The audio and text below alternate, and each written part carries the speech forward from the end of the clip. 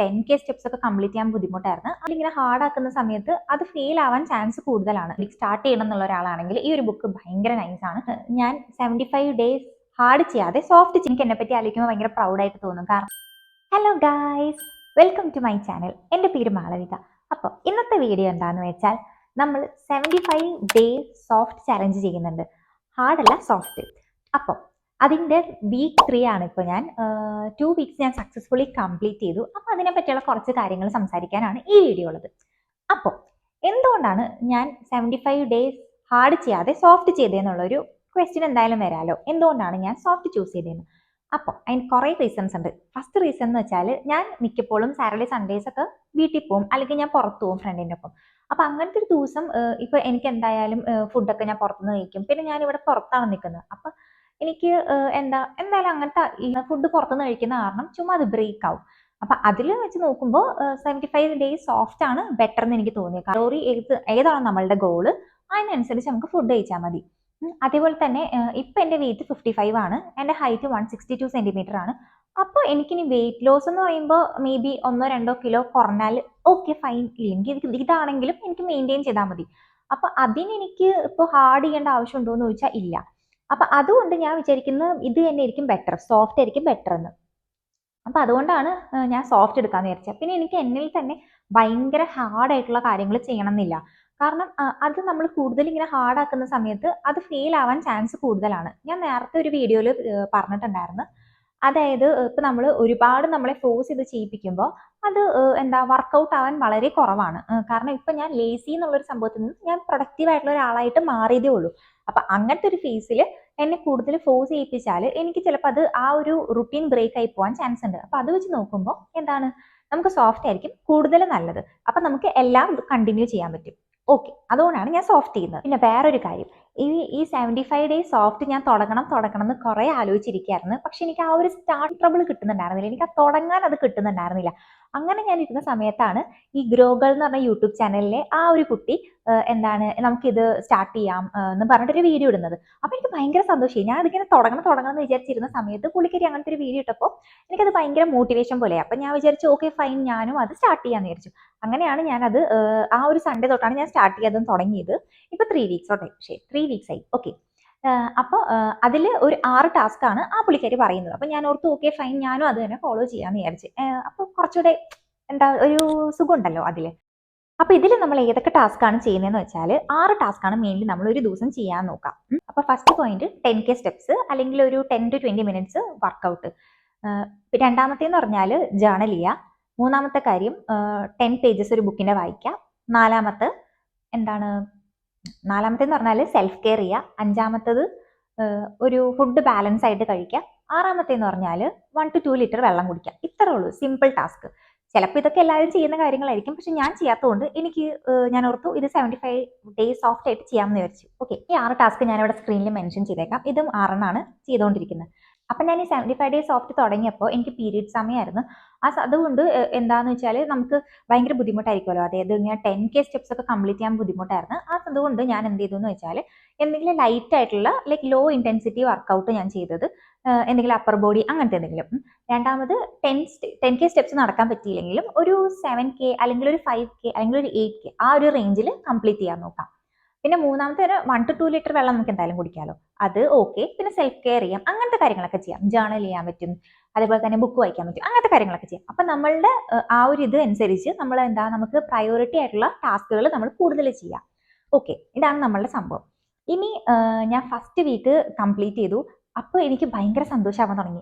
കാരണം ഞാൻ ഈ വർഷം തുടങ്ങിയപ്പോൾ ഞാൻ വിചാരിച്ചാണ് കുറേ നാളായി ഞാൻ ബുക്ക് വായിച്ചിട്ട്. അതായത് ഞാൻ ബുക്ക് വായിച്ച സമയം എന്ന് പറഞ്ഞാൽ മേ ബി ഞാൻ സ്കൂളിൽ പഠിക്കുമ്പോഴായിരിക്കും.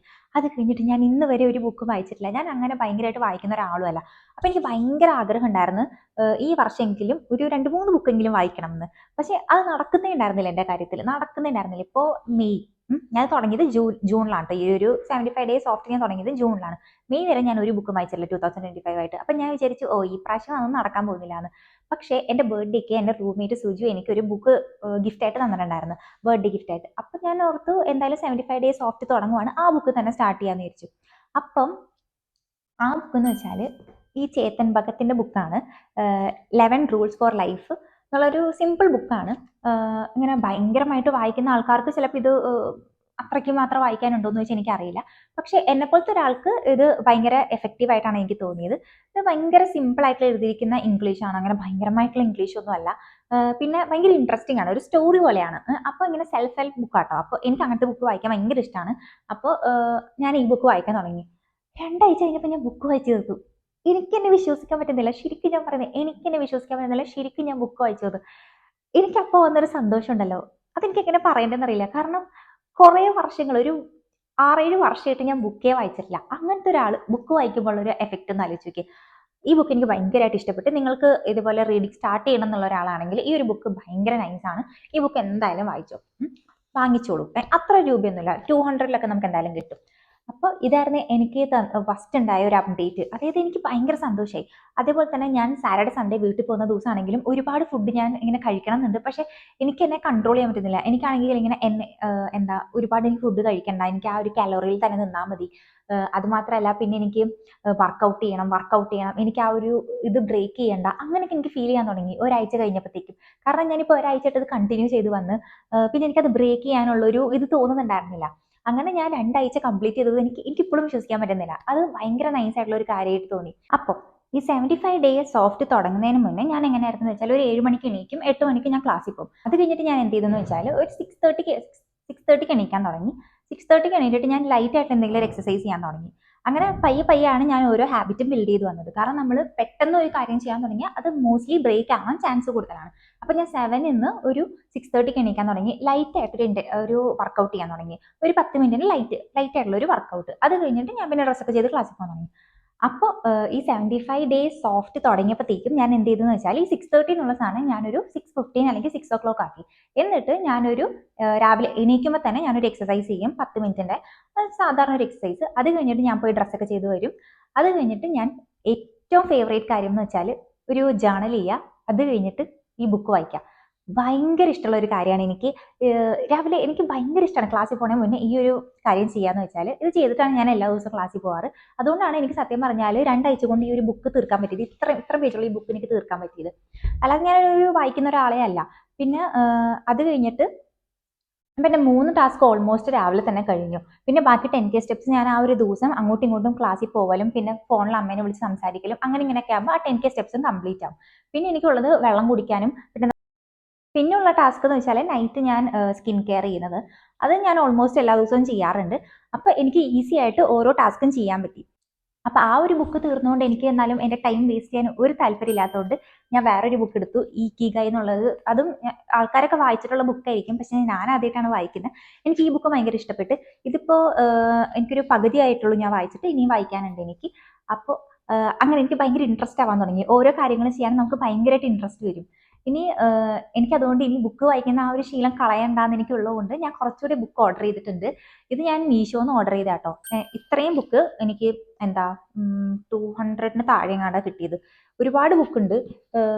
അപ്പോൾ എനിക്ക് ഇത് ഇനി വായിക്കണം എന്നുണ്ട്. എനിക്ക് ഭയങ്കരമായിട്ട് ഇൻട്രസ്റ്റ് ആണ് ഇപ്പോൾ.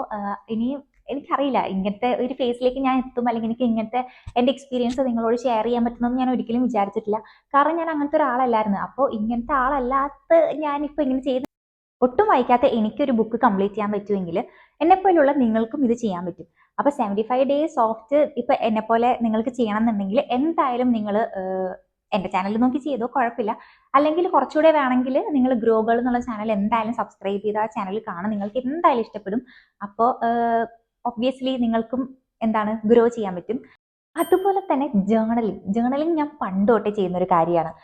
അതായത് എനിക്കറിയില്ലായിരുന്നു ഇതിൻ്റെ പേര് ജേർണലിംഗ് ആണ്, അങ്ങനെയാണ് ഇങ്ങനെയാണെന്നൊന്നും. പക്ഷേ എനിക്ക് പണ്ട് തൊട്ടേ ഇങ്ങനെ ഓരോ ഇൻസിഡൻസ്, അല്ലെങ്കിൽ എവിടെയെങ്കിലും ടൂർ പോയത്, അല്ലെങ്കിൽ സ്കൂളിലെ ലാസ്റ്റ് ഡേ, അതൊക്കെ ഞാൻ ഡയറിയിൽ എഴുതി വെക്കുമായിരുന്നു. ലൈക്ക് ഫുൾ ഡേ, എൻറ്റയർ ആ ഫുൾ ഡേ ഞാൻ ഡയറിയിൽ എഴുതി വെക്കുമായിരുന്നു. എൻ്റെ ഇപ്പോഴും ഉണ്ട് അങ്ങനത്തെ ഡയറി, എൻ്റെ സ്കൂളിലത്തെ ലാസ്റ്റ് ഡേ ഒക്കെ. പക്ഷെ എനിക്കറിയില്ലായിരുന്നു അതൊക്കെ ഒരു ടൈപ്പ് ഓഫ് ജേർണലിംഗ് ആണെന്ന്.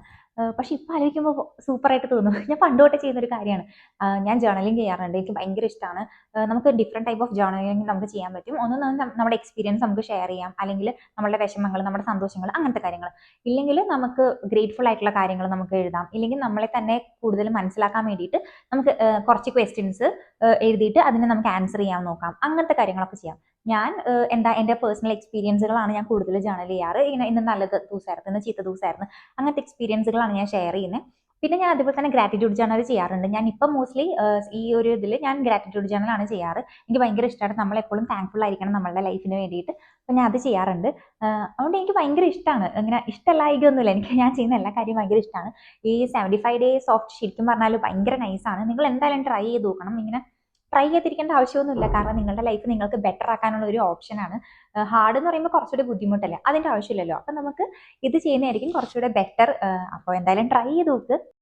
പിന്നെ എനിക്ക് എന്താ പറയാനുള്ളതെന്ന് വെച്ചാൽ, ഇപ്പം ആക്ച്വലി എനിക്ക് എന്നെപ്പറ്റി ആലോചിക്കുമ്പോൾ ഭയങ്കര പ്രൗഡായിട്ട് തോന്നും. കാരണം അറ്റ്ലീസ്റ്റ് ഞാൻ ഈ ഒരു വർഷത്തിൽ ഞാൻ ചെയ്യണം എന്ന് വിചാരിച്ച ഒരു കാര്യമെങ്കിലും ചെയ്തല്ലോ. അതേപോലെ ഈ ഒരു വർഷം കഴിഞ്ഞിട്ടില്ല, ഇനിയും 6 മാസമുണ്ട്. അപ്പം നിങ്ങൾക്കും ഇതേപോലെ എന്തെങ്കിലും ഒരു ടാസ്ക് അല്ലെങ്കിൽ റെസൊല്യൂഷൻ നിങ്ങൾ ആദ്യമേ എടുത്തിട്ടുണ്ട്, പക്ഷെ നിങ്ങൾക്കത് കംപ്ലീറ്റ് ചെയ്യാൻ പറ്റിയില്ലെങ്കിൽ, ഇന്നിപ്പോൾ ജൂൺ 30th ആണ് ഞാൻ ഈ വീഡിയോ റെക്കോർഡ് ചെയ്യുന്നത്. മേ ബി ഞാൻ ജൂലൈ ഫസ്റ്റ് വീക്കിൽ തന്നെ ഈ വീഡിയോ അപ്ലോഡ് ചെയ്യും.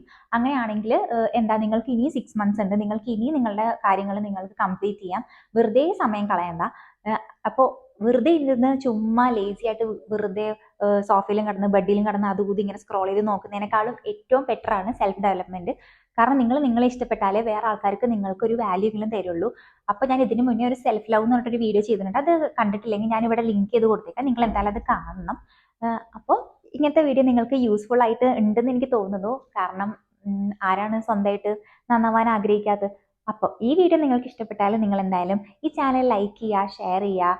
പിന്നെ എന്തെങ്കിലും കമൻറ്റ് ചെയ്യാനുണ്ടെങ്കിൽ എന്തായാലും കമൻറ്റ് ചെയ്യുക. അപ്പോൾ നമുക്കിനി നെക്സ്റ്റ് വീഡിയോയിൽ കാണാം. ടാറ്റാ.